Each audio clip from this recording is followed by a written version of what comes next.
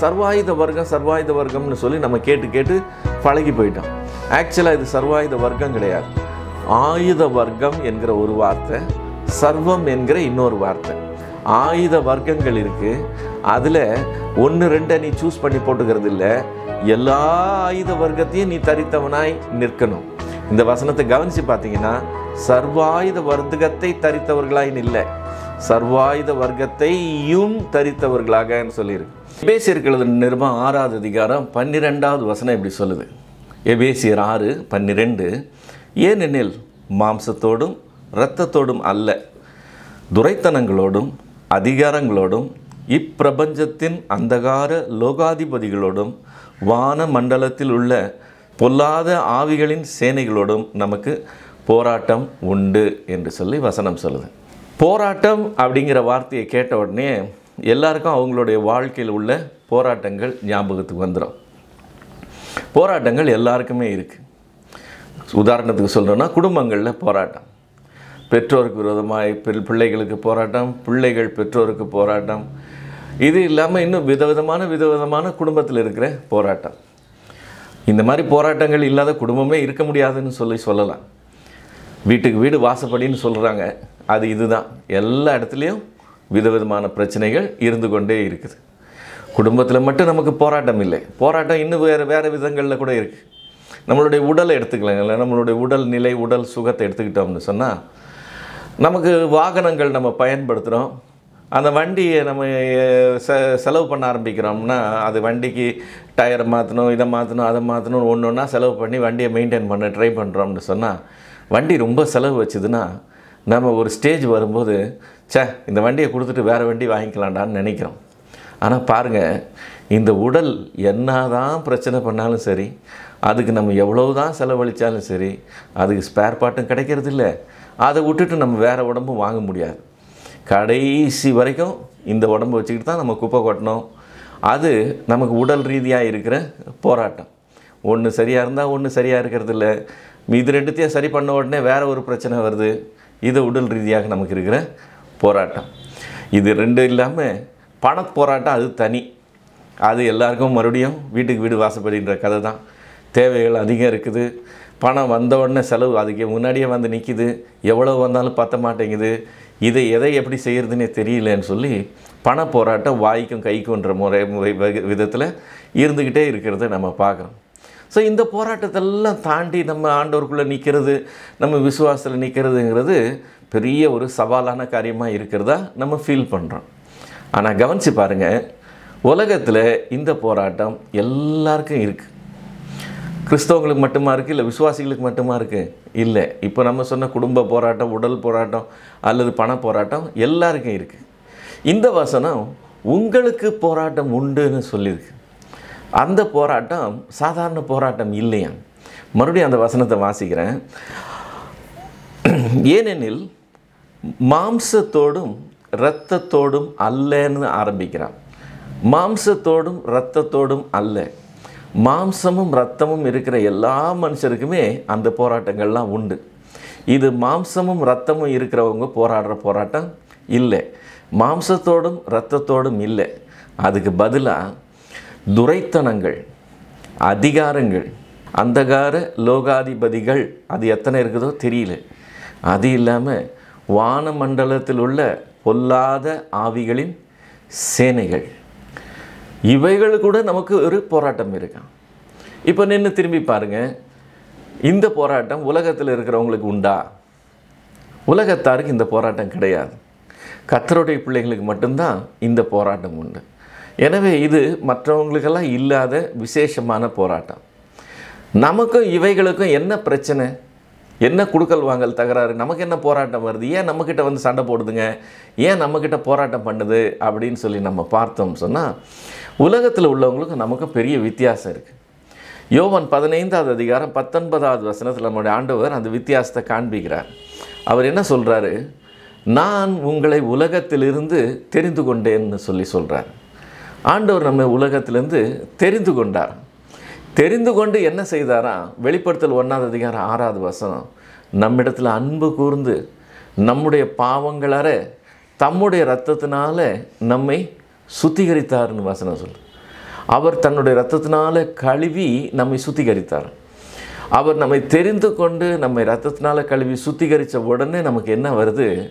அசுத்தமெல்லாம் நீங்கி பரிசுத்தம் என்கிற காரியம் நமக்கு வருது. இந்த பரிசுத்தம் விசேஷமான ஒரு காரியம். இந்த பரிசுத்தத்தை ஆண்டவர் கொடுத்துட்டு நம்மளை இந்த உலகத்திலேயே, அந்த அசுத்தமான உலகத்திலேயே ஜீவிக்கும்படி விட்டுட்டார். அதனால் இந்த பரிசுத்தம் கரைபடாமல் பாதுகாக்கிறது பெரிய விஷயம். இந்த பரிசுத்தம் கெட்டு போகாமல் அதில் தொடர்ந்து நம்ம ஜீவிக்கிறதுங்கிறது ஒரு சவாலான காரியம். என் கண் பார்த்தா பரிசுத்தமானது தான் பார்க்கணும், என் காது பரிசுத்தமானது தான் கேட்கணும், என்னுடைய வாய் பரிசுத்தமானது தான் பேசணும், என்னுடைய இருதயம் பரிசுத்தமானது தான் சிந்திக்கணும், என்னுடைய கை பரிசுத்தமானதில் தான் ஈடுபடணும், என்னுடைய கால் பரிசுத்தமானதில் மட்டும்தான் நடக்கணும் அப்படின்னு சொல்லி பார்க்கும்போது அது ஒரு பெரிய சவாலான விஷயமாக இருக்கிறத நம்ம பார்க்குறோம். உலகத்தில் அத்தனை சுலபம் கிடையாது. ஆனால் கர்த்தர் நம்மை அழைத்த தேவன் எதுக்கு நம்மளை அழைத்தாரா? 1 தெசலோனிக்கேயர் 4வது அதிகாரம் 7வது வசனம் இப்படி சொல்லுது. 1 தெசலோனிக்கேயர் 4:7, தேவன் நம்மை அசுத்தத்திற்கு அல்ல பரிசுத்தத்திற்கே அழைத்திருக்கிறார். ஸோ இந்த பரிசுத்தத்தை கொடுத்த தேவன் நம்மை பரிசுத்தத்திற்குன்னு அழைத்திருக்கிறாருன்னு சொல்லும்போது அது என்ன, அவர் தான் பரிசுத்தம் கொடுத்துட்டாரு, அப்புறம் பரிசுத்தத்திற்குன்னு அழைத்திருக்கிறாருன்னா என்ன அர்த்தம்னா, வெளிப்படுத்தல் 22வது அதிகாரம் 11வது வசனத்தில் ஆண்டவர் சொல்லும்போது சொல்கிறார், அநியாயம் செய்கிறவன் இன்னும் அநியாயம் செய்யட்டும், அசுத்தமாக இருக்கிறவன் இன்னும் அசுத்தமாக இருக்கட்டும், நீதி உள்ளவன் இன்னும் நீதி செய்யட்டும், பரிசுத்தம் உள்ளவன் என்ன செய்யணுமா, இன்னும் பரிசுத்தம் ஆகட்டும்னு சொல்கிறார். ஸோ அந்த பரிசுத்தம், கொடுக்கப்பட்ட பரிசுத்தம் அந்த லெவலில் இருக்கிறது இல்லை, அது இன்னும் பரிசுத்தம் ஆகணும்னு சொல்லி கர்த்தர் எதிர்பார்க்குறார். அது இந்த உலகத்தில் பரிசுத்தமாக இருக்கிறதே கஷ்டன்றப்போ இன்னும் பரிசுத்தமாகிறதுங்கிறது மகா பெரிய சவாலாக இருக்கிற காரியம். இப்போ நமக்கு ஒரு போராட்டம் உண்டுன்னு சொல்லி பார்த்தோம். அந்த போராட்டம் ஏன் நமக்கு இந்த போராட்டம், இதுங்களுக்கு கூட நமக்கு என்ன பிரச்சனைன்னு சொல்லி யோசித்தோம். என்ன பிரச்சனைன்னு சொன்னால், நமக்கு கிடைச்சிருக்கிற இந்த பரிசுத்தத்தை கெடுக்கணும்னு சொல்லியும், நாம் பரிசுத்தத்தின் மேலே பரிசுத்தம் அடையக்கூடாதுன்னு சொல்லியும் இவைகள் நம்மோட போராடுகிறவைகளாக இருக்கின்றன அப்படின்னு நம்ம பார்க்குறோம். இந்த போராட்டம் என்கிற வார்த்தை சாதாரண வார்த்தை இல்லை. மொத்த புதிய ஏற்பாட்டில் இந்த வார்த்தை கிரேக்க மொழியில் ஒரே ஒரு முறை தான் பயன்படுத்தப்பட்டிருக்கு. மற்ற இடங்கள்லாம் போராட்டத்தை பற்றி, நல்ல போராட்டத்தை போராடினேன்னு பவுல் சொல்கிறான்ல, அந்த போராட்டத்துக்கெல்லாம் வர்ற வார்த்தை வேறு வார்த்தை. இதில் வர்ற வார்த்தை விசேஷமான வார்த்தை. மொத்த புதிய ஏற்பாட்டில் ஒரே ஒரு முறை வருது. அது மட்டும் இல்லை, பழைய ஏற்பாடு, மொத்த பழைய ஏற்பாட்டில் ஒரே ஒரு சம்பவத்தை பற்றி மட்டும்தான் சொல்லியிருக்கு. அது அந்த ஒரு சம்பவத்தை பற்றி இன்னொரு இடத்துல சொல்லும்போது அங்கே ஒரு தடவை வருது. ஸோ மொத்த பழைய ஏற்பாட்டில் 2 தடவையும், புதிய ஏற்பாட்டில் ஒரே ஒரு தடவையும் வர்ற வார்த்தை, அதனுடைய அர்த்தம் என்னன்னு சொன்னால் மல்யுத்தம் என்கிற அர்த்தம். போராடுறதுன்னு இப்போ 2 பேர் வாக்குவாதம் பண்ணுறது, 2 பேர் சண்டை போடுறது, 2 பேர் அடிச்சுக்கிறது, இதெல்லாம் கூட போராட்டம்னு சொல்லலாம். ஆனால் மல்யுத்தம்ங்கிறது கம்ப்ளீட்டாக வேறு காரியம். அங்கே பேச்சுவார்த்தைக்கெல்லாம் இடமே கிடையாது. அது ஒரு கட்டி புரளுகிற ஒரு காரியம். நம்ம ஆதியாகமம் 32வது அதிகாரம் 24வது வசனத்தில் அதை பார்க்குறோம். ஆதியாகமம் 32வது அதிகாரம் 24வது வசனத்தில் யாக்கோபு தேவனோட போராடினான்னு இருக்கு. அவன் லிட்ரலாக கர்த்தரை கட்டி பிடிச்சி புரண்டான். நீர் என்னை ஆசீர்வதித்தால் ஒழிய உம்மை போக விட மாட்டேன்னு சொல்லி. ஓசியா தீர்க்கதரிசன புஸ்தகம் 12வது அதிகாரம் 3வது 4வது வசனத்தில் யாக்கோபு அங்கே போராடினதை இங்கே மென்ஷன் பண்ணி ஒரு தடவை வரும். ஸோ மொத்த பழைய ஏற்பாட்டில் போராட்டம் என்று சொல்லி எபிரேய மொழியில் பயன்படுத்தப்படுகிற ஒரே ஒரு வார்த்தை இதுதான். மற்ற போராட்டங்களுக்கெல்லாம் வேறு வார்த்தை. இப்போ அந்த அர்த்தத்தை இங்கே பவுல் கொண்டு வந்து எபேசியருக்கு சொல்லும்போது, உங்களுக்கு போராட்டம் உண்டுன்னு சொல்லும்போது விசேஷமான இந்த வார்த்தையை பயன்படுத்துகிறதை நாம் பார்க்குறோம். இந்த போராட்டம் நமக்கு இந்த ஆவிக்குரிய வாழ்க்கையில் இன்றைக்கி நாளைக்குள்ளே முடிகிற விஷயம் கிடையாது. அது பல வருஷங்களுக்கு தொடர்ந்து போகிற ஒரு விஷயம். அப்போது இத்தனை வருஷமாக நம்ம போராடி ஜீவிக்க வேண்டியது என்ன, இது ரொம்ப கஷ்டமாக இருக்குதே அப்படின்னு சொல்லி நம்ம யோசிக்கலாம். ஆண்டவர் நம்ம அழைத்த அழைப்பை பார்த்தோம்னு சொன்னால், வருத்தப்பட்டு பாரம் சுமக்கிறவரில் நீங்கள் என்னிடத்தில் வாங்க, நான் உங்களுக்கு என்ன தருவேன்னு சொன்னார், இளைப்பாறுதல் தருவேன்னு சொன்னார். அப்போது வருத்தப்பட்டு கஷ்டப்பட்டு நம்ம பாரம் சுமந்துக்கிட்டு இருக்கோம். அந்த பாரத்தெல்லாம் கொண்டாந்து கொடுத்துட்டாக்க அவர் இளைப்பாறுதல் தருவார்னு நம்ம எதிர்பார்க்கலாம். ஆனால் அந்த இளைப்பாறுதல் நம்ம நினைக்கிற மாதிரி தண்ணி காட்டி மாடை வந்து ரெஸ்ட்டுக்கு அனுப்புகிறாங்கல்ல, அது கொஞ்சம் இளைப்பாறட்டும்னு, அந்த இளைப்பாறுதல் பற்றி ஆண்டவர் சொல்ல. நீங்கள் வருத்தப்பட்டு பாரம் சுமந்துக்கிறீங்கன்னா என்னிடத்துல வாங்க, நான் உங்களுக்கு இளைப்பாறுதல் தருவேன். நீங்கள் வந்து என்ன செய்யுங்க, என் நுகத்தை ஏற்றுக்கொண்டு என்னிடத்துல கற்றுக்கொள்ளுங்கள்னு சொல்கிறார். அந்த நுகத்தை ஏற்றுக்கொண்டு என்னிடத்துல கற்றுக்கொள்ளுங்க, என்னுடைய நுகம் மெதுவாயும் என்னுடைய சுமை லகுவாயும் இருக்குன்னு சொல்லி கர்த்தர் சொல்கிறத நாம் பார்க்குறோம். ஸோ இங்கே வந்தால் இவர் மாடை வண்டியில் பூட்டுறார், அவுக்கலை. ஏற்கனவே சுமந்து வந்தோம், அது சுமந்து வந்தது ரொம்ப கஷ்டம், அது சுமக்க முடியாத பாரத்தை சுமந்து வந்தோம், வருத்தப்பட்டு சுமந்து வந்தோம், அதை நீ இறக்கி வச்சிரு. இங்கே வந்தனா நான் உன் மேலே வண்டியை பூட்டுறேன், அங்கே என்னுடைய நுகம் மெதுவாக இருக்குது, என்னுடைய சுமை லகுவாக இருக்குன்னு சொல்லி ஆக்சுவலாக ஆண்டவர் அதுக்கப்புறம் ஒரு டாஸ்க்கு கொடுக்குறார். இதை நீ செய்ய ஆரம்பின்னு சொல்கிறார். இதுதான் இந்த அழைப்பினுடைய பெரிய ஒரு விசேஷம். இதை பற்றி அவர் மலைப்பிரசங்கத்தில் சொல்லும்போது ரொம்ப அழகாக சொல்கிறார். மத்தேயு எழுதின சுவிசேஷம் 7வது அதிகாரம் 14வது வசனத்தில் இப்படி வாசிக்கிறோம். மத்தேயு 7:14, ஜீவனுக்கு போகிற வாசல் இடுக்கமும் வழி நெருக்கமுமாக இருக்குது, இதை கண்டுபிடிக்கிறவர்கள் சிலர் என்று சொல்கிறார். ஜீவனுக்கு போகிற வாசல் இடுக்கமும் வழி நெருக்கமுமாக இருக்கு. இப்போ ஜீவனுக்கு போகணும், நான் உங்கள் வீட்டுக்கு வரணும், நீங்கள் எனக்கு விலாசம் கொடுத்துருக்குறீங்க, நான் உங்கள் வீட்டுக்கு வரணும்னு சொன்னால் வழி இருக்குது. நான் அந்த வழி வழியாக கடந்து கடைசியில் உங்கள் வீட்டுக்கு வரேன். உங்கள் வீட்டில் வாசல் இருக்குது, நான் அந்த வாசலை கடந்து உள்ளே வந்துட்டேன்னு சொன்னால் நான் வந்து சேர வேண்டிய இடத்த வந்து சேர்ந்துட்டேன்னு அர்த்தம். முடிஞ்சிருச்சு, பிரயாணம் முடிஞ்சிருச்சு. ஆனால் இங்கே ஆண்டவர் சொல்கிற வார்த்தையை கவனித்து பாருங்கள். ஜீவனுக்கு போகிற வழி, அதுக்கப்புறம் வாசல்னு சொல்லலை. முதல்ல வாசல் சொல்கிறாரு, அப்புறம்தான் வழி சொல்கிறார். ஸோ இப்போ வாசல் இடுக்கமான வாசல், இதை கண்டுபிடிக்கிறவங்க சிலர், அந்த ரட்சிக்கப்படுகிறவங்க சிலர் தான். அந்த சிலர் ரட்சிக்கப்பட்டாங்க, உள்ளே வந்துட்டாங்க. உள்ளே வந்தோடனே அப்பா முடிஞ்சிருச்சுரா, ரட்சிக்கப்பட்டோம், இனிமேல் நிம்மதியாக இருக்கலான்னு இல்லையா, அங்கே தான் துவங்குதான். அங்கே துவங்கி அதனுடைய பிரயாணம் தொடருது. இப்போ இந்த பிரயாணம் எவ்வளோ தூரம் போக போகுது, வழி நெருக்கமாக இருக்குது. எவ்வளோ தூரம் நெருக்கமாக இருக்குது, நீங்களும் நானும் ஜீவன் முடிகிற வரைக்கும், நமக்கு நாசியில் சுவாசம் இருக்கிற வரைக்கும் இந்த போராட்டம் தொடரப்போகுது. இதுதான் நம்மளுடைய ஆவிக்குரிய வாழ்க்கை. நமக்கு ரட்சிப்பு நம்மளுடைய துவக்கம், அதில் இருந்து நாம் போய் சேருகிற இடம் வரைக்கும் அந்த வழி நெருக்கமான வழியாக இருக்குது. உலகத்தில் உங்களுக்கு என்ன இருக்குதா, போராட்டம் இருக்குதுன்னு சொல்லி வசனம் சொல்லுது. இப்போ அப்படி போராடி அப்படி அந்த பரிசுத்தத்தை நம்ம எதுக்கு காத்துக்கொள்ளணும், அது என்ன பெரிய விசேஷம்னு சொல்லி நம்ம யோசிக்கலாம். இந்த பரிசுத்தத்தை பற்றி சொல்லும்போது ஆண்டவர் ஒரு வரப்போகிற ஒரு நாளை பற்றி சொல்லுகிறதே பார்க்கிறோம். அது மாதிரி ஒரு நாள் அதுக்கு முன்னாடி இருந்ததே கிடையாது. அப்படி ஒரு சம்பவம் அதுக்கு முன்னாடி நடந்ததே கிடையாது. ஆனால் அப்படி ஒரு சம்பவம் இனிமேல் நடக்க போகுதுன்னு சொல்கிறார்.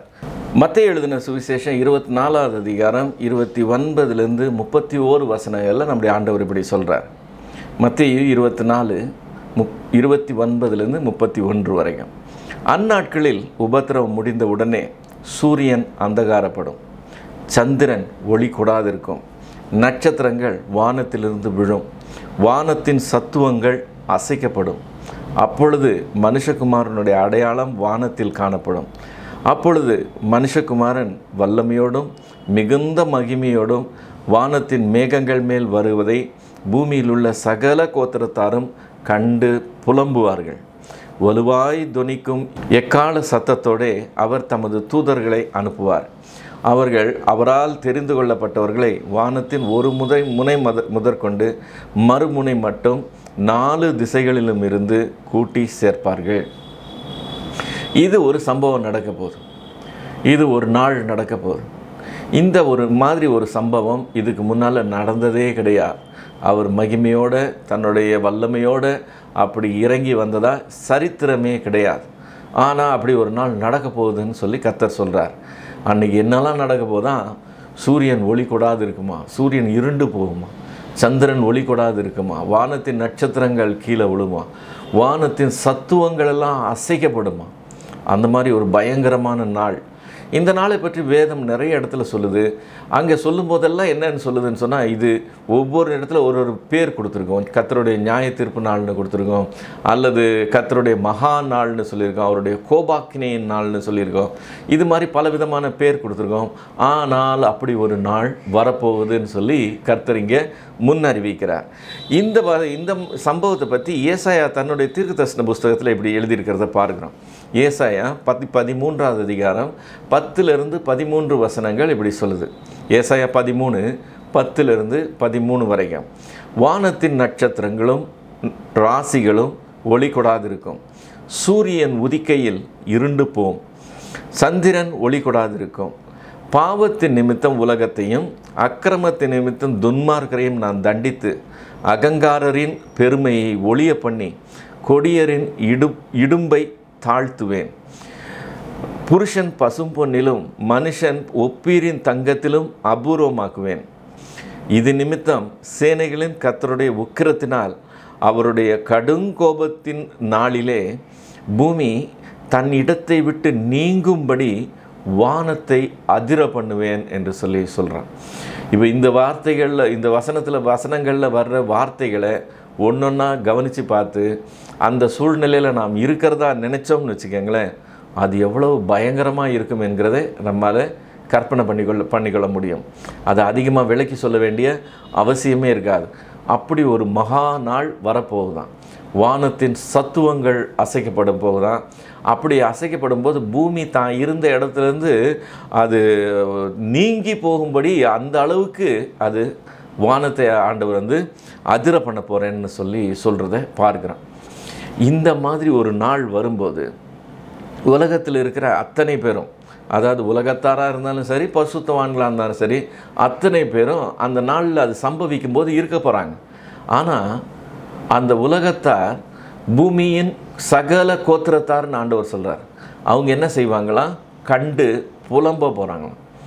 அவர்களெல்லாம் கண்டு புலம்புகிற அந்த சூழ்நிலையில் பரிசுத்தவான்களாகிய நீங்களும் நானும் என்ன செய்கிறவர்களாக இருக்கணும் என்று சொல்லி பேதுரு சொல்லுகிறதை பார்க்கிறோம். 2 பேதுருவின் புஸ்தகம் 3வது அதிகாரம் 10-14 வரைக்கும் உள்ள வசனங்களில் பேதுரு இதை விளக்கி சொல்லுகிறதை பார்க்கிறோம். 2 பேதுரு 3வது அதிகாரம் 10-14 வரைக்கும். கர்த்தருடைய நாள் இரவிலே திருடன் வருகிற விதமாய் வரும். அப்பொழுது வானங்கள் மடமடவென்று அகன்று போகும், பூதங்கள் வெந்து உருகி போகும், பூமியும் அதிலுள்ள கிரியைகளும் எரிந்து அழிந்து போகும். இப்படி இவைகளெல்லாம் அழிந்து போகிறதா இருக்கிறபடியால் நீங்கள் எப்படிப்பட்ட பரிசுத்த நடக்கையும் தேவ பக்தியும் உள்ளவர்களாய் இருக்க வேண்டும். தேவனுடைய நாள் சீக்கிரமாய் வரும்படிக்கு மிகுந்த ஆவலோடைய காத்திருங்கள். அந்த நாளில் வானங்கள் வெந்து அழிந்து பூதங்கள் எரிந்து உருகிப்போம். அவருடைய வாக்குத்தத்தத்தின்படியே நீதி வாசமாய் இருக்கும் புதிய வானமும் புதிய பூமியும் உண்டாகும் என்று காத்திருக்கிறோம். ஆகையால் பிரியமானவர்களே, இவைகள் வர காத்திருக்கிற நீங்கள் கரையற்றவர்களும் பிழையில்லாதவர்களுமாய் சமாதானத்தோடு அவர் சந்நிதியில் காணப்பட ஜாக்கிரதையாய் இருங்கள் என்று சொல்லி வசனம் சொல்லுது. சகல கோத்திரத்தாரும் கண்டு புலம்புகிற அந்த நாளில் சமாதானத்தோடே அவருடைய சமூகத்தை காண்கிறவர்களாய் நீங்கள் நானும் இருக்கணும்னா, இவைகளெல்லாம் வெந்து உருகிக்கிட்டு இருக்கிற அந்த நாளில் நீங்களும் நானும் தப்பி அவருடைய சமூகத்தில் போய் நிற்கணும்னு சொன்னால், அங்கே என்ன நடக்கை உள்ளவர்களாக இருக்கணுமா? எப்படிப்பட்ட பரிசுத்த நடக்கையும் தேவ பக்தியும் உள்ளவர்களாக இருக்கணும்னு சொல்லி வேதம் சொல்லுது. பரிசுத்தம் ஏன் முக்கியம் என்று சொல்லி நம்ம பார்த்தோம்ல, பரிசுத்தம் இதுக்கு தான் முக்கியம். ஏன் முக்கியம்? பூமியில் உள்ள அவ்வளவு பேரும் கண்டு புலம்பி ஓடி, ஐயோ கர்த்தருடைய மகா நாள் வந்துருச்சு, அவருடைய கோபத்தை யாருக்கு எதிர்கொள்ள முடியும், யார் அவரை சந்திக்க முடியும்னு சொல்லி, மலைகளே எங்கள் மேலே விழுந்து எங்களை மூடிக்கொள்ளுங்கன்னு சொல்லி குகையை தேடி ஓடும்போது நாம் சமாதானத்தோடு அவர் சந்நிதியில் போய் நிற்கணும்னா பரிசுத்த நடக்கை உள்ள தேவ ஜனங்களாக நீங்களும் நானும் இருக்கணுமா? எபிரேயருக்கு எழுதின நிருபம் 12வது அதிகாரம் 14வது வசனம் இதை சொல்லுகிறதை பார்க்கிறோம். எபிரேயர் 12:14, யாவரோடு சமாதானமாக இருக்கவும் பரிசுத்தமுள்ளவர்களாக இருக்கவும் நாடுங்கள், பரிசுத்தம் இல்லாமல் ஒருவனும் கர்த்தரை தரிசிப்பதில்லையே. அதுதான் பரிசுத்தத்தினுடைய முக்கியத்துவம். பரிசுத்தம் இல்லாமல் அன்னைக்கு யாருமே கர்த்தரை தரிசிக்கவே முடியாதான். இந்த உலகத்தில் உங்களுக்கும் எனக்கும் போராட்டம் உண்டா? அந்த போராட்டம் இந்த பரிசுத்தத்தை பாதுகாத்து கொள்ளுகிறதுலையும் இந்த பரிசுத்தத்தை வளர்க்கிறதுலையும் தான் இருக்குது. இந்த பரிசுத்தத்தை நாம் ஜெபம் பண்ணி பெற்றுக்கொள்ளலாம் என்று சொல்லி செய்ய முடியாது. ரட்சிப்பை நீங்கள் ஜெபம் பண்ணி பெற்றுக்கொள்ளலாம். ஆண்டவர்கிட்ட வேண்டுனா ரட்சிப்பு கிடைக்கும். ஆனால் ஆண்டவர்கிட்ட கேட்டால் பரிசுத்தம் கிடைக்கும்னு சொல்லி நினைத்து கொள்ள முடியாது. ஏன்னா பரிசுத்தம் கிடைக்கணும்னு சொன்னால் அது நடக்கையில் வருகிற காரியம். நான் என்ன மாதிரி செய்கிறேன், நான் எதை செய்கிறேன்றதை பொறுத்து தான் நான் பரிசுத்தத்தை பெற்றுக்கொள்வேன். நீங்கள் எப்பேற்பட்ட பரிசுத்த நடக்கை உள்ளவர்களாக இருக்கணும் என்று சொல்லி வசனம் சொல்லுது. ஸோ நடக்கையில் இந்த பரிசுத்தத்தை பெற்றுக்கொள்ளணும்னு சொன்னால் எப்படி ஜெயமாய் ஒரு ஜீவியம் ஜீவித்து பரிசுத்த நடக்கையை நாம் நடக்கிறதுன்னு சொல்லி இங்கே ஆண்டவர் ஒரு ஆலோசனை சொல்லுகிறதை பார்க்குறோம். எபேசியர்கள் நிருபம் 6ஆவது அதிகாரம் 11 13 வரைக்கும் உள்ள வசனங்களில் இந்த வார்த்தை இப்படி சொல்லுது. எபேசியர் 6 11 முதல் 13 வரைக்கும். நீங்கள் பிசாசின் தந்திரங்களோடு எதிர்த்து நிற்க திராணி உள்ளவர்கள் ஆகும்படிக்கு தேவனுடைய சர்வ ஆயுத வர்க்கத்தையும் தரித்து கொள்ளுங்கள். ஏனெனில் மாம்சத்தோடும் இரத்தத்தோடும் அல்ல, துரைத்தனங்களோடும் அதிகாரங்களோடும் இப்பிரபஞ்சத்தின் அந்தகார லோகாதிபதிகளோடும் வான மண்டலத்தில் உள்ள பொல்லாத ஆவிகளின் சேனைகளோடும் நமக்கு போராட்டம் உண்டு. ஆகையால் தீங்கு நாளிலே அவைகளை நீங்கள் எதிர்க்கவும் சகலத்தையும் செய்து முடித்தவர்களாய் நிற்கவும் திராணி உள்ளவர்கள் ஆகும்படிக்கு தேவனுடைய சர்வாயுத வர்க்கத்தையும் எடுத்து கொள்ளுங்கள். நாம் வாசித்த இந்த வேத பகுதியில் திராணி உள்ளவர்கள் என்கிற வார்த்தை 2 தடவை வர்றதை நம்ம பார்க்கிறோம். இந்த 2 திராணி உள்ளவர்களும் வித்தியாசமானது. 11ஆவது வசனத்தில் முதல் தடவை வருது. 11ஆவது வசனத்தில் என்னன்னு வருது? நீங்கள் பிசாசின் தந்திரங்களோடு எதிர்த்து நிற்க திராணி உள்ளவர்கள் ஆகும்படி. பிசாசின் தந்திரங்களோடு நமக்கு இங்கே போராட்டம் இருக்குது. அந்த போராட்டத்தை போராடும்போது நமக்கு அதுக்கு திராணி வேணும்னா நீ இதை செய்யணும்னு சொல்லியிருக்கு. அப்புறம் 13ஆவது வசனத்துக்கு வந்தோம்னு சொன்னால் சகலத்தையும் செய்து முடித்தவர்களாய் நிற்கவும் திராணி உள்ளவர்கள் ஆகும்படிக்கு. இந்த திராணி கம்ப்ளீட்டாக வித்தியாசமானது. கர்த்தருடைய சமூகத்தில் அந்த கடைசி நாளில் போய் நிற்கும்போது நிற்கிறதற்கு தகுதி உள்ளவர்கள் ஆகும்படி என்கிற அர்த்தத்தில் இது வருது. செய்து முடித்தவர்களாய் நிற்க திராணி உள்ளவர்கள் ஆகும்படிக்குன்னு சொல்லி ஒரு திராணி இங்கே போராடும்போது நமக்கு இருக்க வேண்டிய திராணி, இன்னொரு திராணி அங்கே ஆண்டவர் முன்னாடி போய் நிற்கிறதுக்கு உண்டான திராணி. இப்போது இந்த 2 வசனம் இந்த 2 விதமான திராணியை பற்றி பேசும்போதே உங்களுக்கு போராட்டம் உண்டுன்னு சொல்லி வேதம் சொல்லுது. அதே டைமில் நீங்கள் ஒரு காரியத்தை தரித்து கொள்ளுங்கள்னு சொல்லி இருக்கு. எதை தரித்து கொள்ளணுமா? ஏனென் நீங்கள் பிசாசின் தந்திரங்களோடு எதிர்த்து நிற்க திராணி உள்ளவர்களாகும்படி தேவனுடைய சர்வ ஆயுத வர்க்கத்தையும் தரித்து கொள்ளுங்கள்னு சொல்லியிருக்கு. இப்போ இதில் இந்த சர்வ ஆயுத வர்க்கத்தைன்னு சொல்லி வரும்போது நம்முடைய தமிழ் பைபிளில் ஒரே வார்த்தையாக அது கொடுத்துட்டாங்க. அதனால் நமக்கு அது சர்வாயுத வர்க்கம்னு சொல்லி நம்ம கேட்டு பழகி போயிட்டோம். ஆக்சுவலாக இது சர்வாயுத வர்க்கம் கிடையாது. ஆயுத வர்க்கம் என்கிற ஒரு வார்த்தை, சர்வம் என்கிற இன்னொரு வார்த்தை. ஸோ சர்வாவில் வர வாவும் ஆயுதத்தில் வர ஆவனாவும் 2 சேர்ந்து வாவாக மாறிடுச்சு. அதனால் சர்வாயுதம்னு சொல்லி நம்ம நினச்சிக்கிறோம். அதை பிரித்தே போட்டிருந்தாங்கன்னு சொன்னால் அது எவ்வளோ நல்லா போயிருந்திருக்கும். அதனுடைய அர்த்தம் சரியாக புரிஞ்சிருக்கணும். Put on all the armour of God. இதுதான் வசனம் ஆங்கில வேதாகமத்தில் வர்ற வார்த்தை. ஆல் த ஆர்மர் ஆஃப் காடுன்றப்போ தனித்தனியாக உள்ளது எல்லாத்தையும் நீங்கள் சேர்த்து போட்டுக்கணும்னு சொல்லி அர்த்தம் வந்துருச்சு. ஆனால் சர்வாயுத வர்க்கம்னு சொல்லும்போது அது என்னது? அது சர்வாயுத வர்க்கம்னு ஒரு விதமான வர்க்கம் நம்ம நினச்சிக்கிறோம். அப்படி இல்லை. ஆயுத வர்க்கங்கள் இருக்குது. அதில் 1 2 நீ சூஸ் பண்ணி போட்டுக்கிறது இல்லை. எல்லா ஆயுத வர்க்கத்தையும் நீ தரித்தவனாய் நிற்கணும். இந்த வசனத்தை கவனித்து பார்த்தீங்கன்னா சர்வாயுத வர்க்கத்தை தரித்தவர்களாயின்னு இல்லை, சர்வாயுத வர்க்கத்தையும் தரித்தவர்களாகன்னு சொல்லியிருக்கு. ஸோ சர்வாயுத வர்க்கத்தையும் தரித்து கொள்ளுங்கள் என்று சொல்லி வேதம் நமக்கு சொல்லுது. இப்போ இந்த சர்வ ஆயுதத்தையும் நம்ம தரித்து கொள்ளணும்னு சொன்னாங்க. என்னென்ன ஆயுதங்கள் என்று சொல்லி 14வது வசனத்துலேருந்து 18வது வசனம் வரைக்கும் நமக்கு சொல்கிறத பார்க்குறோம். இப்போ இந்த 14லேருந்து 18 வரைக்கும் ஒவ்வொரு ஆயுத வர்க்கமாக சொல்லியிருக்கு. அதாவது இடைக்கச்சை பற்றி பேசியிருக்கு, மார்க்கவசம் பற்றி பேசியிருக்கு, கேடகம் பற்றி பேசியிருக்கு, தலைச்சீரா பற்றி பேசியிருக்கு. இதெல்லாம் யுத்தத்தில் நிற்கிற ஒரு யுத்த வீரனுடைய ஆயுத வர்க்கங்கள். இப்போ நம்மளுடைய இராணுவ போர் வீரன் இருக்கிறான்னு சொன்னால் அவனுக்கு தலையிலேருந்து கால் வரைக்கும் பார்த்திங்கன்னா அவன் ஆயுத வர்க்கம் தரித்தவனாக இருப்பான். அந்த ஆயுத வர்க்கங்கள்லாம் அவனுக்கு எங்கேருந்து கிடச்சிது? அவனுக்கு கவர்மெண்ட் கொடுத்துச்சு. கவர்மெண்ட்டுக்கு எங்கேருந்து வந்துச்சு? கவர்மெண்ட் அதை எங்கே தயாரிக்கிறாங்களோ அவங்ககிட்டேருந்து அதை வாங்கினாங்க, அந்த பொருளை இவங்க போட்டிருக்காங்க, அவ்வளோதானே. இப்போ இந்த ஆயுத வர்க்கங்கள் எல்லாம் ஒன்று ஒன்றும் ஒவ்வொரு சாதனங்களாக இருக்குது. ஸோ அந்த சாதனங்களை எடுத்து அவங்க மாட்டிக்கிட்டு இருக்கிறாங்க. ஆனால் இங்கே சொல்லப்படுகிற ஆயுத வர்க்கங்கள் அந்த சாதனங்களுக்கு ஒப்புமையாக சொல்லப்படுத ஒழிய இது சாதனங்கள் இல்லை, இவைகளெல்லாம் நடக்கைகள். நாம் அதை கவனிக்கணும். நமக்கு இருக்கிற சர்வ ஆயுத வர்க்கம் சாதனங்களாக இருந்ததுன்னு வச்சுக்கோங்களேன், அது எங்கே கிடைக்குதுன்னு பார்த்து அந்த கடையிலேருந்து வாங்கிட்டு வந்து நம்ம அதை யூனிஃபார்ம் மாதிரி மாட்டிக்கிட்டு தலையிலேருந்து கால் வரைக்கும் எல்லா ஆயுத வர்க்கங்களையும் மாட்டிக்கிட்டவங்களா நம்மளுடைய வாழ்க்கையை நடத்தலாம். ஆனால் அப்படி இல்லை, இது சாதனங்கள் இல்லை, இவைகள் நம்மளுடைய நடக்கைகள். இப்போ இதை ஒன்று ஒன்றா கவனித்து பாருங்கள். முதல் சர்வ ஆயுத வர்க்கம் எதுவா?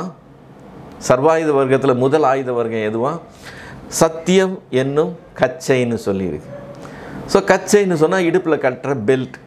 இப்போ இந்த சாதனத்தினுடைய அவசியம் என்ன, முக்கியத்துவம் என்னன்னு சொல்லி நம்ம பேசி நம்மளுடைய நேரத்தை வேஸ்ட் பண்ணுறது தேவையில்லாமல் இருக்கும். இந்த இடுப்பில் கட்டுற பெல்ட்டு ரொம்ப முக்கியம். ஏன் ரொம்ப முக்கியம்னு சொன்னாக்க, நம்மளுடைய உடலினுடைய மேல் பகுதியில் நாம் எதையாவது கனமான ஒரு வேலையை செய்யணும்னு சொன்னாக்க அதுக்கு நம்மளுடைய இடைக்கச்சை டைட்டாக இருந்தால் தான் செய்ய முடியும். ஒரு உதாரணத்துக்கு வெயிட் லிஃப்டிங் எடுக்கிறாங்கன்னு சொன்னால் அவங்க தங்களுடைய பெல்ட்டை நல்லா டைட் பண்ணிவிட்டு வெயிட் லிஃப்டிங் தூக்கிறத நம்ம பார்க்குறோம். அந்த வெயிட் லிஃப்ட்டை தூக்கி முடித்தோடனே அவங்க பெல்ட்டை அவுத்துட்டுறதையும் நம்ம பார்க்குறோம். ஏன் அதை செய்கிறாங்கன்னு சொன்னால், அவங்க அந்த பளுவை தூக்கும்போது இந்த இடைக்கச்சை டைட்டாக இருக்கும்போது அவர்களுடைய வயிறு எந்த பாதிப்புக்குள்ளே வராதபடி அது பாதுகாத்துக்கொள்ளும். சப்போஸிங் அப்படி கட்டாமல் அவங்க தூக்குனாங்கன்னா அவங்க வயிறு கிழியிறது கூட வாய்ப்புகள் உண்டு. அதனால் அவங்க அதை டைட்டாக கட்டிட்டு தூக்குவாங்க. இராணுவத்தில் செயல்படுறவங்க தங்களுடைய இடைக்கச்சையை டைட்டாக தான் கட்டியிருக்கணுங்கிறது அவங்களுக்கு கட்டாயம். ஏன்னா அப்போ தான் மேல் பகுதி ஆக்டிவாக சரியாக செயல்படும். அதை சரியாக போடாமல் லூஸாக போட்டிருந்தால் பனிஷ்மெண்ட்டே உண்டு.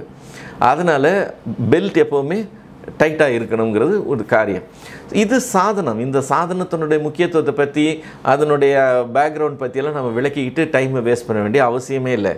நமக்கு வேண்டியது அந்த சாதனத்துக்கு ஒப்புமையாய் சொல்லப்பட்ட அந்த நடக்கை நம்மிடத்தில் எப்படி இருக்கணுங்கிறது. சத்தியம் அந்த இடைக்கச்சைக்கு போல ரொம்ப முக்கியமானதுன்னு சொல்லி வசனம் சொல்லுது. இப்போ இந்த சத்தியம் இல்லாமல் நீங்கள் போனீங்கன்னா பெல்ட் இல்லாமல் போகிறீங்கன்னு அர்த்தம். அப்போ உங்களால் சரியாக செய்ய முடியாது. சரி, இந்த சத்தியம்னா என்னது? சத்தியம் என்கிறது உள்ளதை உள்ளதென்றும் இல்லதை இல்லதென்றும் சொல்லுகிறது தான் சத்தியம். அந்த சத்தியமில் சத்தியத்தின்படி நாம் சொல்லணும், நாம் பேசுகிற வார்த்தை சத்தியமாக இருக்கணும், நான் செய்கிற நடக்க என்னுடைய காரியங்களெல்லாம் உண்மையின்படி இருக்கணும் அப்படின்னு சொன்னாக்க நான் பொய் சொல்லாதவனாக இருக்கணும். உடனே நிறைய பேர் நினைக்கிறது உண்டு, பொய் சொல்லாமலாம் இருக்கிறது ரொம்ப கஷ்டம் பிரதர், அப்படி பிரதர் இப்படி பிரதர்னு சொல்லி. அப்படியெல்லாம் ஒன்றும் கிடையாது. என்னுடைய அனுபவத்திலேருந்தே சொல்கிறேன். ஆரம்பத்தில் அதிகமாக பொய் சொல்லி பழக்கப்பட்டேன். நான் பொய்யிலேயே இருந்த ஆள். சொல்லப்போனால் பொய்யில் எக்ஸ்பர்ட்டுன்னு சொல்லி நான் பெருமையாக நினைத்து கொள்கிறது உண்டு. காரணம் என்ன தெரியுமா? நான் மாட்டினதே கிடையாது. பொய் சொல்கிறவங்க மாட்டாமல் இருக்கிறது ரொம்ப கஷ்டம். ஏன்னா யார்கிட்ட என்ன பொய் சொன்னோம்னு சரியாக ஞாபகம் இருக்கணும், அதை சரியாக கால்குலேட் பண்ணி செயல்படணும். இல்லைன்னா அது அவமானமாக ஆகிடும். என்னை சுற்றி இருக்கிறவங்கெல்லாம் பொய் சொல்லி மாட்டிக்குவாங்க, அவமானப்படுவாங்க.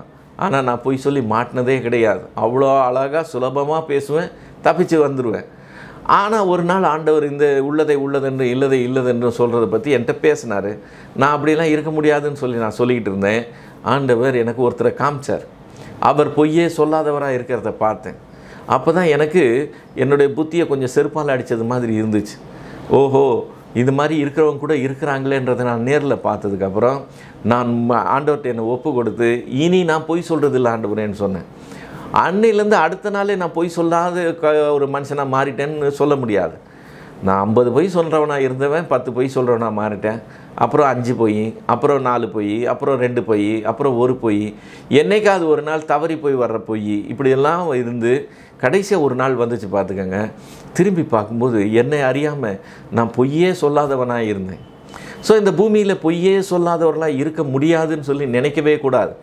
முடியும், அது செய்ய மாட்டேன், நான் பொய் சொல்ல மாட்டேன் அப்படின்னு சொல்லி தீர்மானம் பண்ணுகிறதுல தான் காரியம் இருக்குது. இந்த சத்தியம் ரொம்ப முக்கியம். இந்த சத்தியம் இல்லைன்னா போராட முடியாது.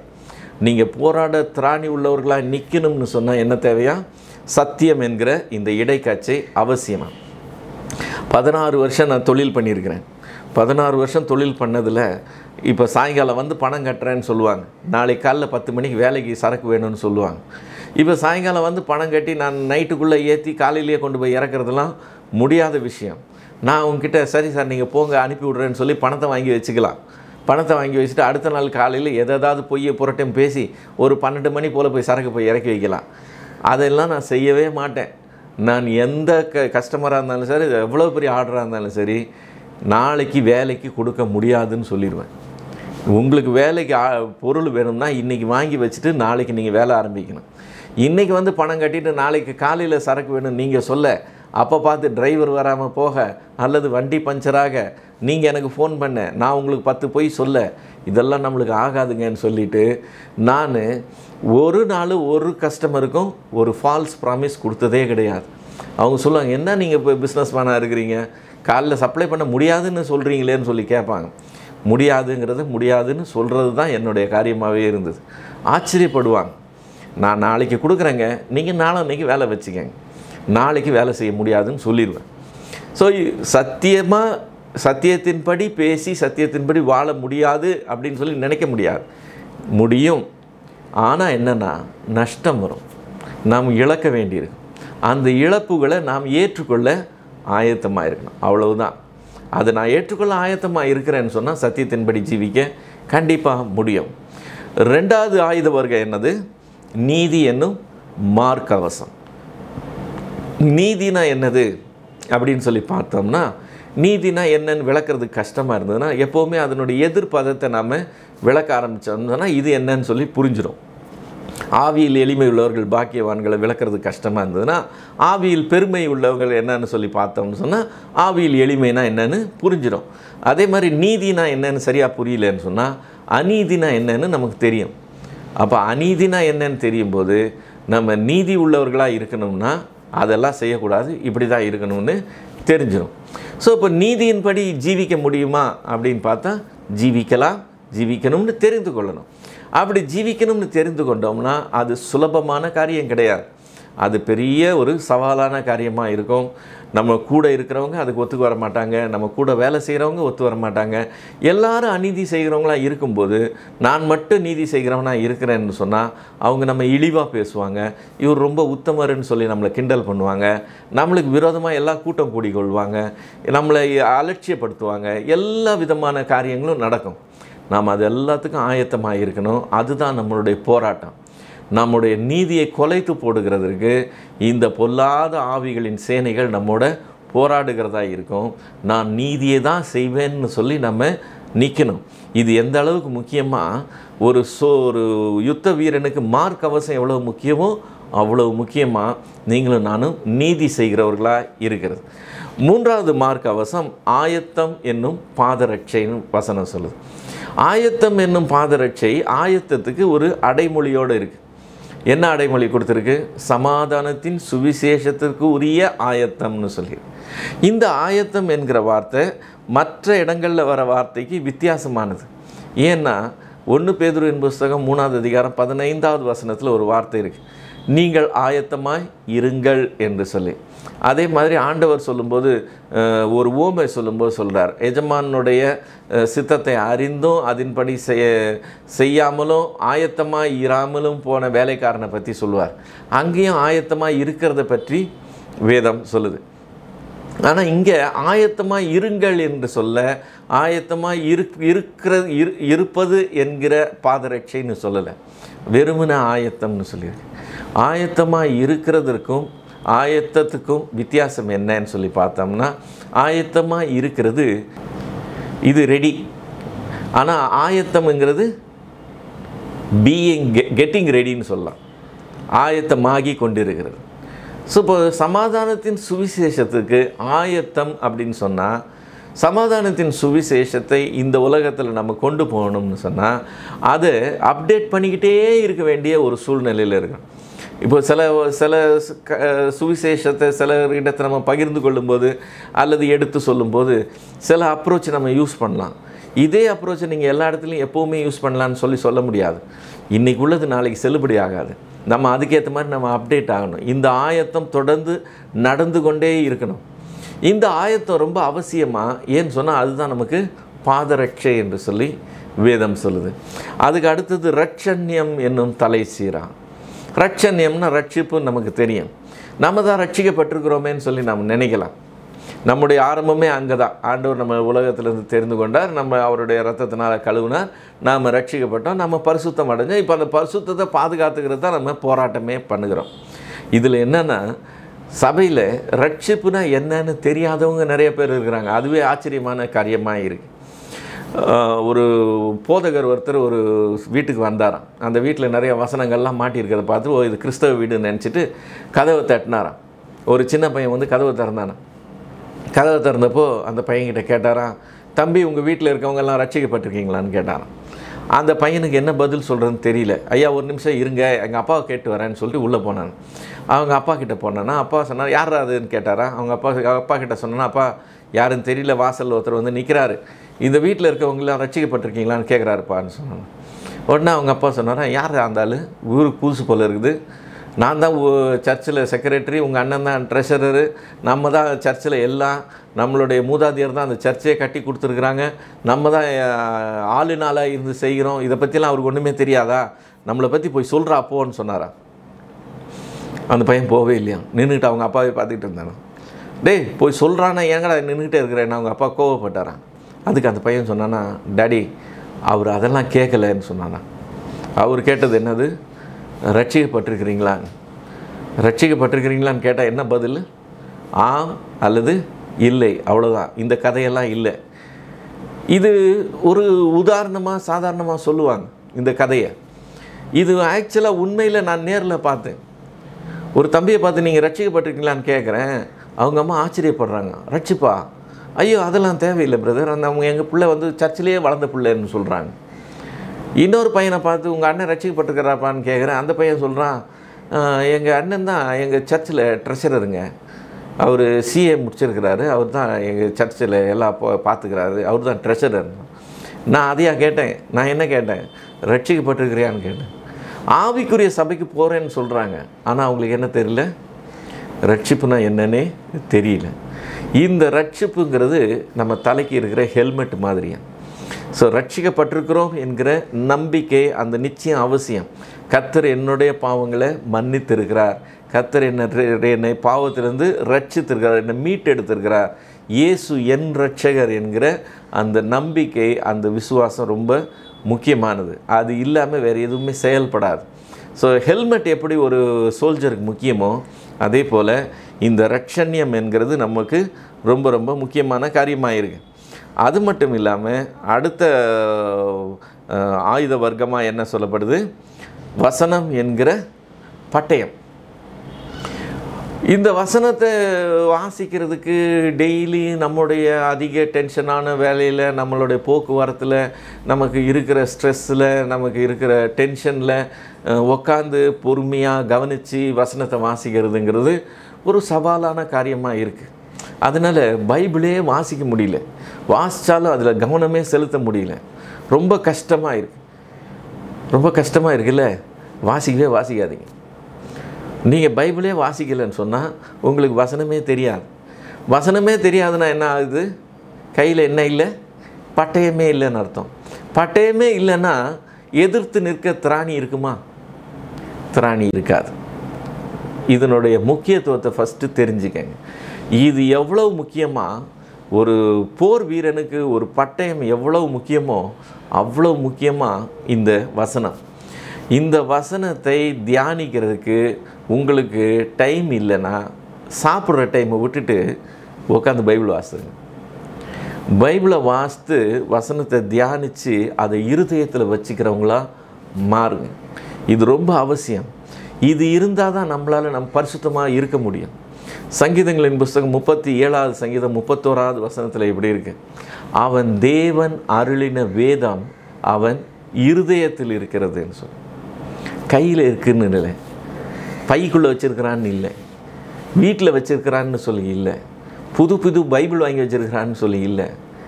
அவன் தேவன் அருளின வேதம் எங்கே இருக்குதான்? அவன் இருதயத்தில் இருக்குதான். அதனுடைய விளைவு என்னவா தெரியுமா? அவனுடைய நடைகளில் ஒன்றும் பிசகுவதில்லைன்னு வசனம் சொல்லுது. ஸோ நம்முடைய நடைகள் பிசகாமல் நம்ம நடந்து போகணும்னா, நம்ம போராட்டத்தை தெளிவாக போராடணும்னு சொன்னால் கையில் பட்டயம் இருக்கிறது அவசியம். நமக்கு அந்த வசனம் கரெக்டாக தெரிஞ்சிருக்கணும். பிசாசு ஆண்டவர் இடத்துல போராடும்போது அவன் வசனத்தையே பயன்படுத்தினான்னு பார்க்குறோம். இப்படி எழுதியிருக்கிறதேன்னு சொல்கிறான். அவனுக்கு பதிலாக அவர் இப்படியும் எழுதியிருக்குன்னு சொல்லி எடுத்து காட்டுறவராக தான் இருந்தார். நமக்கு அது தெரியலன்னு வச்சுக்கோங்களேன், நம்மளை பிசாசு அப்படியே ஈஸியாக முழுங்கிடுவான். தாவீது இன்னொரு இடத்துல சொல்லுகிறான், உமக்கு விரோதமாய் நான் பாவம் செய்யாதபடிக்கு உம்முடைய வாக்கை என்னுடைய இருதயத்தில் உள்ளத்தில் வைத்தேன்னு சொல்கிறான். அது உள்ளே வச்சுருந்தா தான் அது தேவைப்படும் போது யூஸ் ஆகும். நம்ம உள்ளே வைக்காமல் இருந்தோன்னா தேவைப்படும் போது யூஸ் பண்ணுறதுக்கு இருக்காது. எனவே இந்த ஆயுதம் ரொம்ப முக்கியமான ஒரு ஆயுதம். இந்த பட்டயம் என்கிற வசனத்தை நாம் எடுத்து பயன்படுத்துகிறவங்களாக இருக்கணும். வெறும்ன வாசிக்கிறவங்களாக இல்லை, வாசித்து தியானிக்கிறவர்களாக இருக்கணும். வெறும்ன தியானிக்கிறவர்களாக இருக்கல, அந்த தியானித்ததை மனப்பாடம் பண்ணுறவங்களாக இருக்கணும். வசனம் நம்மளுடைய இருதயத்தில் இருக்கணும். இது அத்தியாவசியமான ஒரு காரியம். கடைசி காரியம் ஜெபம் என்கிற தொலைத்தொடர்பு. இப்போ இந்த ஜெபம் என்கிற தொலைத்தொடர்பு ஏன் முக்கியம்? இப்போ எனக்கு மற்றதெல்லாம் இருக்கலாம். நான் பைபிள் வாசிக்கலாம், நான் நீதியை நடப்பிக்கலாம், நான் சத்திய மார்க்கமாக நடக்கிறவனாக இருக்கலாம், எல்லாம் செய்கிறவனாக இருக்கலாம். ஆனால் இந்த ஜெபம் இல்லைன்னா என்ன ஆயிரும்னா, நான் என்ன பெரிய ஆளுன்னு சொல்லி நினைத்து கொள்கிறதுக்கு வாய்ப்பு அதிகமாயிரும். என்னைக்கு எப்போ நீங்கள் முட்டி போட்டு ஜெபம் பண்ணுறீங்களோ, என்றைக்கு ஆண்டவர் சமூகத்தில் போய் ஆண்டவரே நிற்கிறீங்களோ, அப்போ தான் அவர் எவ்வளவு பெரியவர்னு சொல்லியும், அவர் முன்னால் நாம் எவ்வளவு சின்னவங்கன்னு சொல்லியும் நமக்கு தெரிய வரும். அப்போ தான் நம்மளுடைய மனசில் ஆவியில் பெருமை வராமல் ஆவியில் எளிமை வரும். இதுக்கு ஜெபம் ரொம்ப அவசியம். அவருடைய பரிசுத்தம் என்னன்னு சொல்லி பார்க்கும்போது தான் அதுக்கு முன்னாடி நம்முடைய பரிசுத்தம் அழுக்குன்னு தெரிய வரும். அவர் எவ்வளவு நல்லவர்னு சொல்லி பார்க்கும்போது தான் அதுக்கு முன்னாடி நாம் எவ்வளோ குறைந்தவர்கள்னு சொல்லி தெரிய வரும். அதனால் தேவ சமூகத்துக்கு போய் நிற்கிற அந்த பழக்கம் அவசியம். தேவனோடு இருக்கிற அந்த தொலை தொடர்பு ரொம்ப ரொம்ப அத்தியாவசியமாக இருக்குது. இவைகள் எல்லாம் ஆயுத வர்க்கங்கள். இவைகள் எல்லாம் நாம் ஒன்று விடாமல் மொத்த செட்டாக நம்ம வச்சுருக்கணுமா? இவைகளை நாம் அப்படியே பயன்படுத்துகிறவங்களாக இருக்கணுமா? சர்வ ஆயுதத்தையும் நம்ம என்ன பண்ணோம்? ஆயுத வர்க்கத்தையும் நம்ம தரித்தவர்களாக நிற்கணும்னு சொல்லியிருக்கு. இந்த நடக்கைகளில் ஒன்று கூட குறையாமல் இருக்கணும். சிலர் இதை ஒன்று ஒரு டிபார்ட்மெண்ட் மாதிரி எடுத்துக்கிறாங்க. டிபார்ட்மெண்ட் மாதிரி எடுத்துக்கிட்டு அவங்கவுங்களுக்கு ஒரு ஸ்பெஷாலிட்டி மாதிரி எடுத்துக்கிறாங்க. சிலர் வேத ஞானத்தில் தங்களை ஸ்பெஷலைஸ் பண்ணிக்கிறாங்க. ரொம்ப பைபிள் வாசித்து அதை தியானம் பண்ணி அதை வியாக்கியானம் பண்ணி அதை மற்றவங்களுக்கு விளக்கி சொல்லி அதை மற்றவங்களோட அவங்க தர்க்கம் பண்ணி இப்படி அப்படின்னு சொல்லி வேதத்தை பற்றி நிறைய காரியங்கள் அதனுடைய பேக்ரவுண்ட் இதெல்லாம் ரிசர்ச் பண்ணுறது. ஆக மொத்தம் அந்த டிபார்ட்மெண்ட்டில் இவங்க ஸ்பெஷலிஸ்ட்டாக இருக்கிறாங்க. ஸோ வார்த்தை என்கிற பட்டயத்தை மட்டும் தூக்கிட்டு சுற்றுறவங்களாக இருக்கிறாங்க, மற்றது எதுவுமே இருக்காது. சிலர் ஜெப வீரர்களாக இருப்பாங்க, அதிகமாக ஜெபிக்கிறவங்களாக இருப்பாங்க, மற்றவங்களுக்கு ஜெபம் பண்ணுறவங்களாக இருப்பாங்க. லிஸ்ட்டு போட்டு ஜெபம் பண்ணுவாங்க, இதை செய்வாங்க அதை செய்வாங்க, உபவாசம் பண்ணி ஜெபம் பண்ணுவாங்க. எப்போ பார்த்தாலும் ஜெபத்திலே இருப்பாங்க, மற்றது எதுவும் இருக்காது. இப்படி மற்றது எதுவும் இருக்காதுன்னு சொல்லிட்டு நமக்கு இஷ்டமானதெல்லாம் சூஸ் பண்ணிக்கிட்டு இருக்கிறதுலாம் பிசாசு கூட போராடுறதுக்கு வேலைக்கு ஆகாது. நான் இப்போ எனக்கு ஏதாவது ஒன்று இல்லைன்னு சொன்னால் எது என்னுடைய வீக் பாயிண்ட்டோ அந்த வீக் பாயிண்ட் அவன் ஈஸியாக யூஸ் பண்ணுவான். அந்த வீக் பாயிண்ட்டுக்கே இடம் கொடுக்கக்கூடாது. காரணம் என்னென்னா, நம்ம யார் கூட போராடுறோம்னா அவன் நம்மளோட பெரியவன், அவன் நம்மளோட பலசாலி. அவன் நம்மளோட எப்படி போராடுறான்னா மல்யுத்த போராட்டம். இது கட்டி புரள்றான். நம்ம அந்த பரிசுத்தத்தில் முன்னாடி போகக்கூடாது, நம்மளை எப்படியாவது அமுக்கி போட்டுடணும்னு சொல்லி நம்ம கூட கட்டி பிடிச்சி போராடுறான். அப்படி கட்டி புரண்டு போராடும்போது அவனோட எதிர்த்து நிற்க திராணி வேணும்னு சொன்னாலே இந்த சர்வ ஆயுத வர்க்கத்தையும் தரித்தவர்களாக நீங்களும் நானும் இருந்தால் தான் நமக்கு திராணி உண்டாகும்னு சொல்லி நாம் வேதத்தில் பார்க்கணும். அப்படி நீங்கள் போராடி ஒவ்வொரு நாளும் ஜீவிச்சு, உங்கள் வாழ்க்கை பூரா ஜீவிச்சு, கடைசியில் நீங்கள் கடந்து வரும்போது அன்னைக்கு ஒரு நாள் வருதுன்னு சொன்னோம் பார்த்தீங்களா, அன்னைக்கு சகல கோத்திரத்தாரும் அவரை கண்டு புலம்ப போகிறாங்க, ஐயோன்னு சொல்லி பயந்து ஓட போகிறாங்க. அன்னைக்கு நாம் கொண்டாடுகிறவர்களாக இருப்போம். அன்னைக்கு கொண்டாடுகிறவர்களாக இருக்கணும்னு சொன்னால் இன்றைக்கி நீங்களும் நான் என்ன செய்யணும்? போராடுகிறவர்களாக இருக்கணும். இன்றைக்கி நம்ம போராட மாட்டோம்னு சொல்லிட்டு சுலபமான வழியை தெரிந்து கொண்டு சத்திய மார்க்கமாக போகிறது கஷ்டமாக இருக்குது, உண்மையை சொல்லி நான் இழக்கிறதுலாம் எனக்கு கஷ்டம், நான் கொஞ்சம் இப்படி காம்ப்ரமைஸ் பண்ணிக்குவேன், கொஞ்சம் அப்படி காம்ப்ரமைஸ் பண்ணிக்குவேன்னு சொல்லி நாம் போராடாமல் ஒரு வாழ்க்கை வாழணும்னு நினச்சோம்னா அன்னைக்கு புலம்புகிற கூட்டத்தில் நாமும் ஒருவராக இருப்போம். அது பரிதாபமாக இருக்கும். அதுக்கு பதிலாக அன்னைக்கு நம்ம கொண்டாடுகிறவர்களாக இருக்கணும்னு சொன்னால் இன்றைக்கி நம்ம ஒவ்வொரு நாளும் இந்த சர்வ ஆயுதத்தையும் தரித்து கொண்டு போராடுகிற தேவ ஜனமாக இருக்க வேண்டியது அவசியம். சகோதரன் எபில் ஜெபசிங் ரொம்ப அழகாக ஒரு பாட்டு பாடியிருக்கிறார். தேவ சேனை வானம் மீதே கோடி கோடியாய் தோன்றுமா. அன்றைக்கி என்ன நடக்குமா? பல கோடி திரள் கூடி குகை தேடி வேகம் ஓடுமா. விண்மீன்கள் இடம் மாறி பார் எங்கும் கொட்டுமா. நானும் ஆடி மிக பாடி என் நேசருடன் சேர்வேன், அல்லேலூயா என்று சொல்லி அவர் பாட்டு பாடுறார். அந்த கோபாக்கினியின் நாள், அந்த நியாய தீர்ப்பின் நாள், கர்த்தர் வெளிப்படுகிற போகிற அந்த மகிமையின் நாள் ஒரு நாள் வரதான் போகுது. அன்னைக்கு அவருக்கு முன்னால் வெட்கப்படாதவர்களாக சமாதானத்தோடு அவர் சந்நிதியில் காணப்படணும்னு சொன்னால் அன்னைக்கு அவர் முன்னால் சகலத்தையும் செய்து முடித்தவர்களாக நிற்க திராணி உள்ளவர்களாக இருக்கணும்னு சொன்னால் இன்றைக்கி நீங்களும் நானும் சர்வ ஆயுத வர்க்கத்தையும் தரித்தவர்களாக நின்று போராடுகிறவர்களாக இருக்கணும். கர்த்தர் உங்களை ஆசீர்வதிப்பார்.